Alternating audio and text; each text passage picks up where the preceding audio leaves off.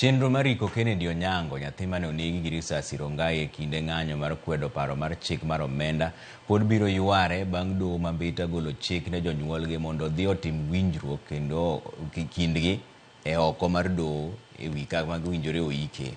Doho mambita ne ogolo chik ma kamano e kinde mane ichako winj bura mane omaki gi wuon nyathino ka odwaro ni miye ringre nyathino mondo oiki e dalane nikech ne gisewere gi min ode masani koro tedo kamachielo. Jafombo marwa Ali Beach miwa ler mar wachni. Okinyi ma kawuono jonyuol mag Kennedy Onyango kamoting'o wuon mare Denis Okinyi gi min mare Jacinta Onyango ne omol e doho mambita mar chako winjo bura mane omaki kod wuon nyathino ka odwa ni mondo miye ringre wuode no odhi oiki e dalane manitie Kisakwe kachud bura ma Suba South. Ma en bang' ka doho mambita ne ochungo chenro mar iko Kennedy tarik 5 dwene e kinde mana min mare Jacinta Onyango dhi gi ringre no endo mondo odhi oiki kama Sengre chula Rosinga kama ne okawe bang' were kod wuon nyathino. Jang'ad buche doho mambita Nicodemus Moseti ne okone jonyuol mag Kennedy mondo odhi otim winjruok oko mar doho e wi ng'ano madhi ike ma kamano tamore to doho biro golo ng'eto mare. I am aware that this is a family matter, so I'd want parties to explore mediation because even as you persuaded the court to proceed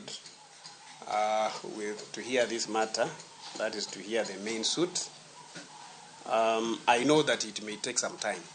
I'd want to have this file taken to Homa Bay.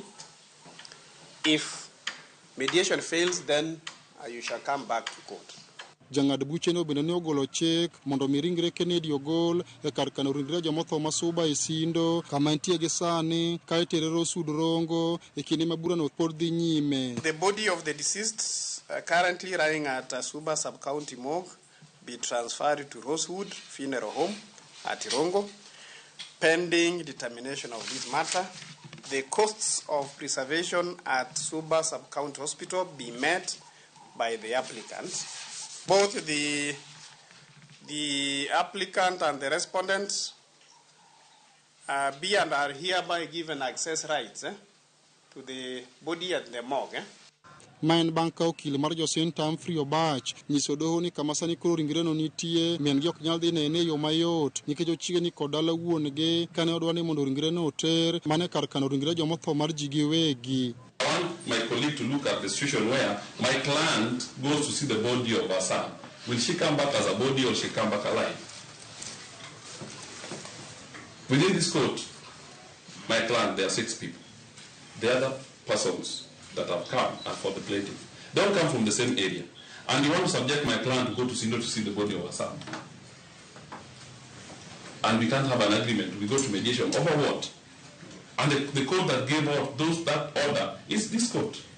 Do the mediator have the mandate or the jurisdiction to revise the orders given by this court? Okil mar wuon Kennedy Samoeno to ne dwani ringre no oter e kar kano ringre machielo mar piny owacho ka ogole Suba kata kamano winjruok ne oduogo bede kindgi kendo ne giyiere mondo tere Rosud Rongo e bwo arita mar Obila. The respondent defendant undertakes to pay a deposit at Rosewood Funeral Home in Rongo. Transport from the current morgue to Rongo. The matter be and is hereby referred for mediation. Yes. At Homa Bay, Your Honor, you are the one who will specify the specific court. Yes. At Homa Bay, yes, court annexed mediation, and that the parties avail themselves before that, before the mediation registrar tomorrow on Thursday, 18th of July 2024. Ali Beach, Ramogi TV, Homa Bay.